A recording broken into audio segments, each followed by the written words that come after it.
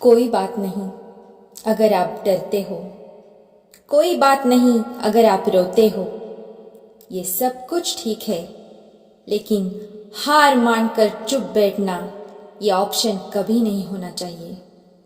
हे वाक्य आहे मुनिबा बजारी यांचं. या स्त्रीबद्दल जेव्हा मी ऐकलं, त्यांच्या जीवनाबद्दल ऐकून कोणतीही स्त्री प्रोत्साहित होईल असा संघर्ष केला या स्त्रीने आणि शेवटी सक्सेस मिळवलंच. मुनिबा मजारी जेव्हा 18 वर्षांच्या होत्या तेव्हाच त्यांचा विवाह झाला. त्या एका पाकिस्तानी कुटुंबातील आहेत आणि अशा कुटुंबातील आहेत जिथे जुन्या रूढी परंपरा जपणाऱ्या कुटुंबातील, जिथे मुलीने नाही म्हणणं चालतच नव्हतं. त्यांच्या वडिलांना वाटलं त्यांनी आता लग्न केलं पाहिजे. तेव्हा त्या वडिलांना म्हणाल्या, जशी तुमची इच्छा बाबा, मी लग्नाला तयार आहे. आणि त्या लग्नाला तयार झाल्या. लग्न झालं, पण एक आनंदी वैवाहिक जीवन ते कधीच ठरलं नाही. लग्नानंतर 2च वर्षात मुनिबा मजारी यांचे पती आणि त्या गाडीतून जेव्हा जात होत्या, त्यांचा गाडीला अपघात झाला. नवऱ्याला गाडी चालवताना थोडी झोप लागल्यामुळे गाडी दरीत कोसळली. वेळेवर जाग येताच त्यांच्या नवऱ्याने स्वतःला उडी मारून सुरक्षित केले, बाहेर घेतले. पण मुनिबा मात्र गाडीतच राहिल्या. आणि जसजशी गाडी खाली सरकत गेली, मुनिबा यांना खूप ठिकाणी विजा झाली. हात फ्रॅक्चर झाला, मनगट फ्रॅक्चर झालं, खांदे आणि मान तेही फ्रॅक्चर झालं होतं. पूर्ण शरीरावर भयंकर घाव झाले होते. पण आज त्याच घावांमुळे त्यांची पूर्ण जीवनशैलीच बदलून गेली होती.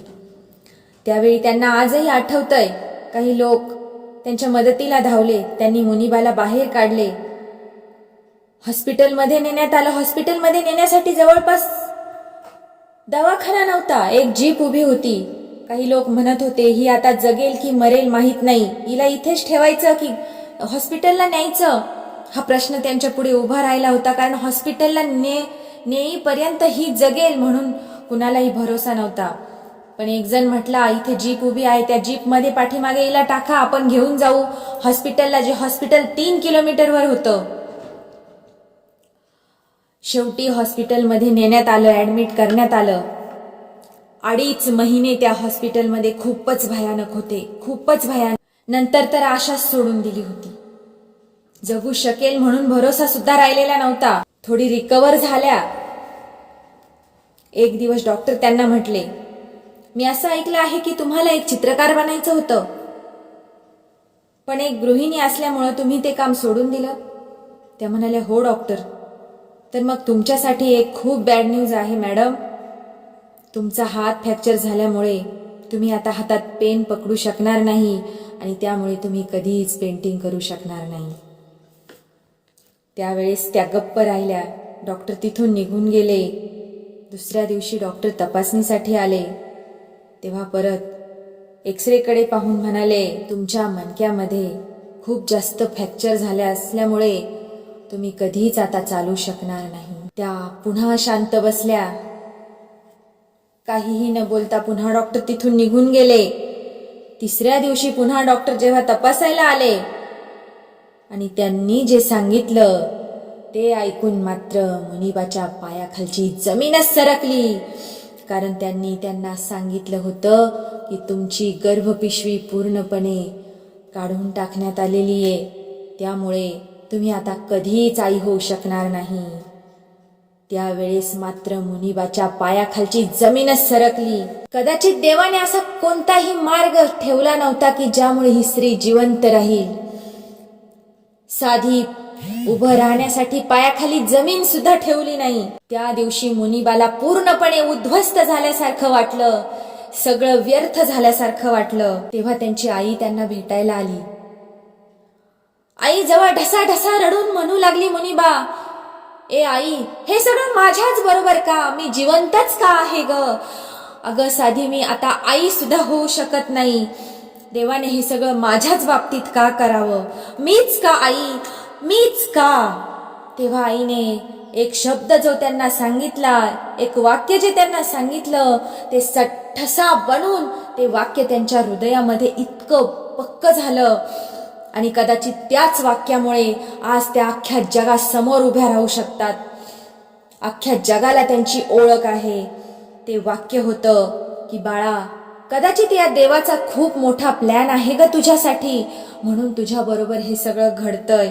या देवाच्या मनात कदाचित खूप काही आहे, तुला खूप मोठं बनवायचंय, तुला सक्सेस मिळवायचंय, म्हणून कदाचित हे तुझ्या बरोबर घडतंय. आणि बस तेवढ्या शब्दावर एका नवीन आयुष्याला मुनिबाने सुरुवात करायची ठरवली. दवाखान्यात असताना खूप कंटाळल्या होत्या. एक दिवस भाऊ भेटायला आला. भावाला म्हणाल्या, मला माहित आहे माझा हात फ्रॅक्चर आहे, मला हातात पेन सुद्धा धरता येणार नाही, पण मला या सगळ्या गोष्टींचा खूप कंटाळा आलाय रे. या हॉस्पिटलच्या सफेद रंगाचा आणि हे सफेद कपडे घालून मी खूप थकले, खूप कंटाळा आला या सगळ्या गोष्टींचा. तू मला रंग आणि कागद पेन आणून देशील का? मला पेंटिंग करायची आहे, मला जीवनात थोडे रंग भरायचे आहे. ती पेंटिंग त्यांच्या त्या डेथ बेडवरची पेंटिंग पहिलीच होती. विशेष गोष्ट ही होती की एकही शब्द हृदयातला न बोलता त्यांनी त्या पेंटिंग मध्ये त्यांचं सगळं दुःख मांडलेलं होतं. त्या पेंटिंग मध्ये त्यांच्या हृदयात असलेले सगळे रंग भरले होते. लोक जेव्हा जेव्हा त्यांना भेटायला यायचे हॉस्पिटलमध्ये, ती पेंटिंग बघायचे आणि म्हणायचे, किती छान पेंटिंग बनवली तू. त्या पेंटिंग मधलं दुःख मात्र कुणालाच दिसत नव्हतं.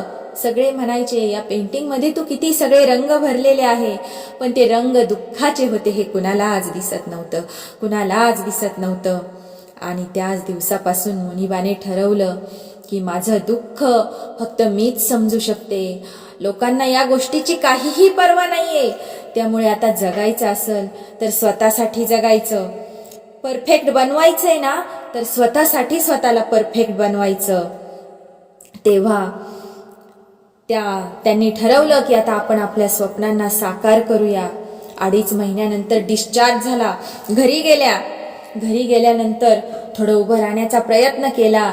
तेव्हा लक्षात आलं की आता कदाचित मी उभी कधीच राहू शकणार नाही, कारण खूप त्रास होत होता, खूप प्रकारच्या ॲलर्जी शरीरात होत्या.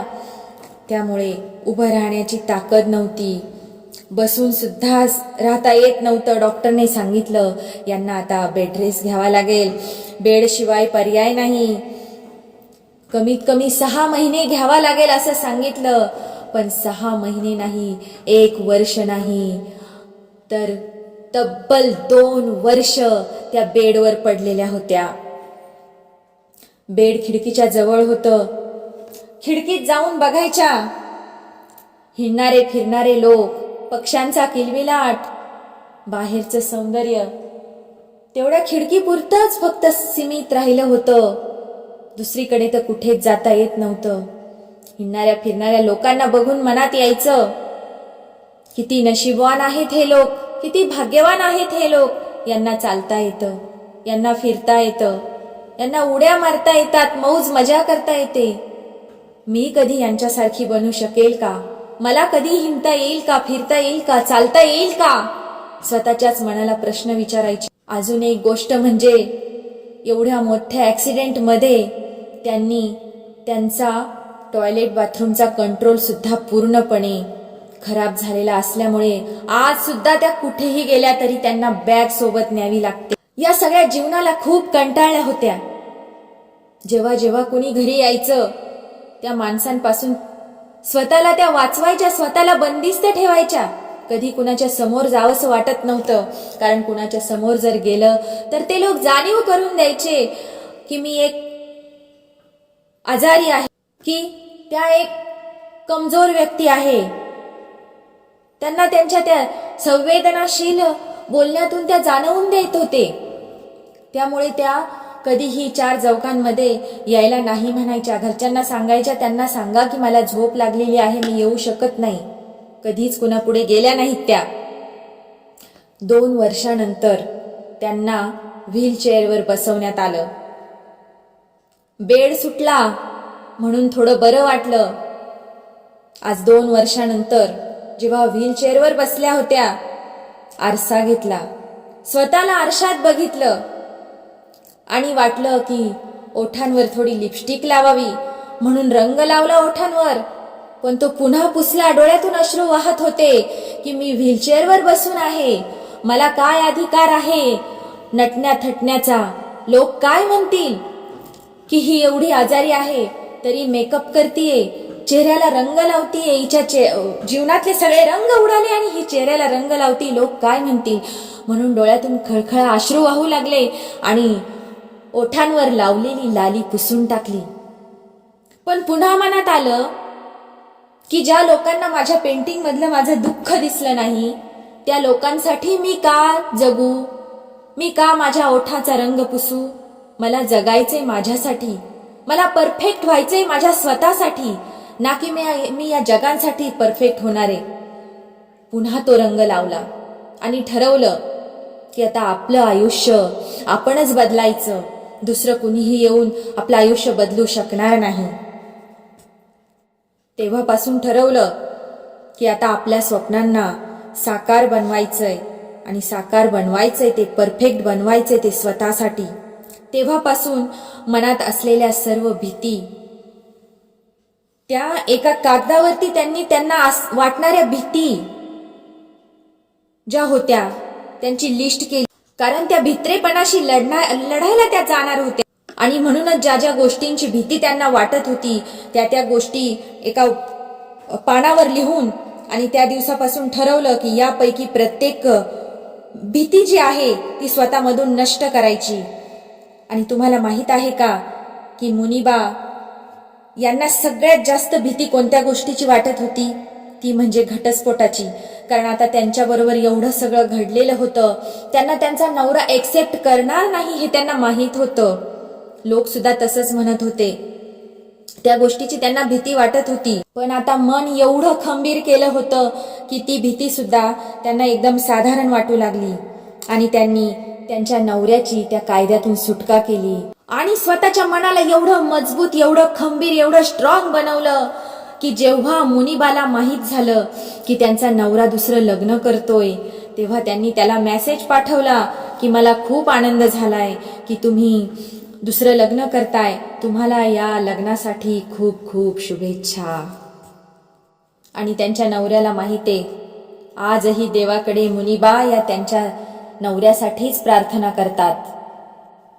आता त्यांच्या मनातली दुसरी भीती होती ती म्हणजे त्या आता कधीही आई बनू शकणार नव्हत्या आणि ही गोष्ट अतिशय दुःखद होती, खूपच खूपच दुःखद होती. पण विचार केला की या जगात असे बरेच मुलं आहेत ज्यांना आईची गरज आहे, आईची माया हवी आहे, आईचं प्रेम हवं आहे. मग आता इथे तर थांबायचा किंवा विचार करायचा काही प्रश्नच उरत नाही. फक्त जायचं आणि एखाद्या मुलाला दत्तक घ्यायचं, ज्याला त्या आईची मायेची गरज आहे अशा मुलाला दत्तक घ्यायचं. वेगवेगळ्या अनाथालयामध्ये नोंद केली, काही दिवस वाट पाहिली, बरेच दिवस वाट पाहिली. 2 वर्षानंतर कॉल आला, आपणच आहात का मुनिबा मझारी? इथे एक मुलगा आहे, तुम्ही त्याला दत्तक घेणार का? तेव्हा मुनिबा मझारीला हो म्हणताना प्रसव कळा जाणवू लागल्या. त्यांना असं वाटलं, त्या प्रसव कळा त्यांनी महसूस केल्या, अनुभवल्या आणि लगेचच हो म्हणाल्या. हो, लगेच येते मी त्याला घ्यायला. त्यावेळी तो मुलगा 2च दिवसांचा होता. लगबगीने त्याला आणायला गेल्या, पण व्हीलचेअरवर असल्यामुळे तिथला जो मॅनेजर आहे तो त्यांच्याकडे बघू लागला. पायापासून तर डोक्यापर्यंत निरीक्षण केलं. तेव्हा भीती वाटली, अरे देवा, आता कदाचित मला हे बाळ मिळणार नाही, हा माणूस माझ्याबद्दल काय विचार करेल. पण त्या माणसाने एक क्षण त्यांच्याकडे पाहिलं आणि म्हणाला की मला माहीत आहे तुम्हीच या बाळाच्या चांगल्या आई होऊ शकता, तुम्ही याचा चांगला सांभाळ करू शकता. तेव्हा एक सुटकेचा श्वास टाकून त्या बाळाला त्या घरी घेऊन आल्या. त्यानंतर आता तिसरी भीती होती ती म्हणजे लोकांच्या समोर यायची. कारण लोक तर संवेदनांनी पुन्हा पुन्हा आजारीच पाडण्याचा प्रयत्न करत होते, कुणीही उठ म्हणून म्हणत नव्हतं. मग आता लोकांच्या पुढे यायचं कसं? पण या भीतीवर सुद्धा त्यांनी मात केली. मग त्या लोकांच्या समोर आल्या, खूप साऱ्या पेंटिंग केल्या, नंतर मॉडेलिंग मध्ये भरपूर कार्यक्रम केले. त्यांनी पाकिस्तानातील एका टीव्हीला अँकरिंगचं काम जॉईन केलं. त्यानंतर त्या यू अँड वुमेन पाकिस्तानसाठी नॅशनल ग्लोबल गुडविल अँबॅसेडर बनल्या. आणि आज मुनीबा मजारी स्त्रिया आणि मुले यांच्या हक्कासाठी भाषण देत आहेत. मुनीबा मजारी 2015 मध्ये BBC मध्ये टॉप 100 वुमेन मध्ये आल्या आणि 2016 मध्ये टॉप अंडर 30च्या लिस्ट मध्ये आल्या. आणि आज त्या पाकिस्तानी आर्टिस्ट आहेत, मॉडेल आहेत, ॲस्ट्रोबिडीज आहेत, मोटिवेशनल स्पीकर आहे, सिंगर आहे, टेलिव्हिजन घोस्ट आहे. त्या म्हणतात, कोई बात नहीं अगर आप रोते हो, कोई बात नहीं अगर आप डरते हो, पर हार मानना ऑप्शन कभी नहीं होना चाहिए. लोक म्हणतात की जीवनात हार कधीच नाही मानली पाहिजे, जीवनात कधीच हारला नाही पाहिजे, जीवनात कधीच फेल झालं नाही पाहिजे. पण मुनीबा म्हणतात की नाही, एकदा तरी फेल झालं पाहिजे, एकदा तरी हारलं पाहिजे. कारण हारल्यानंतरच, खाली पडल्यानंतरच पुन्हा आपण उंच उठू शकतो. पडतो उठतो, पडतो उठतो. आणि याच गोष्टीमुळे असंच पुढे आपण आपल्या जीवनाला उंच उंच नेत राहतो. प्रत्येक श्वास जीवनाचा आनंदाने घ्या, साजरा करा, जगा. आपल्या मरण्याच्या आधीच मरू नका, जिवंत राहून प्रत्येक क्षणाला जगा. या जीवनामध्ये असा रंग भरा की ज्यामुळे तुम्हाला स्वतःलाच त्या रंगामध्ये रंगून जावंसं वाटेल. सांगा आता, अहो या स्त्रीच्या जीवनामध्ये देवाने अशी कोणती गोष्ट ठेवली होती की ही उभं राहू शकणार होती, ही जगाच्या समोर येऊ शकणार होती? काहीही ठेवलं नव्हतं, सगळं उद्ध्वस्त करून टाकलेलं होतं. पण स्वतःच्या जिद्दीवर आणि स्वतःच्या मेहनतीवर आणि स्वतःच्या स्वप्नांवर हिचा इतका विश्वास होता की ती आज पूर्ण जगामध्ये एक प्रेरणादायी स्त्री म्हणून ओळखली जाते.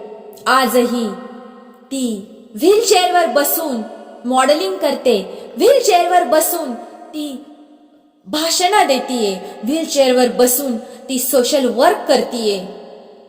आणि कितीतरी लोकांना तिच्यामुळे मोटिवेशन मिळतंय. तुम्ही काय करता? तुमच्याकडे सगळं आहे ना, हात, पाय, डोकं, सगळ्या गोष्टी तुमच्याकडे असून तुम्ही कुठे मागे राहताय? तुम्ही का मागे पडताय? त्या स्वप्नांच्या मागे इतके जिद्दीने उभे राहा, जितके जिद्दीने ही मुनीबा मजारी उभी होती. आणि विचार करा या गोष्टीचा की तुमच्याकडे सगळं असताना सुद्धा तुम्ही का काही करू शकत नाही.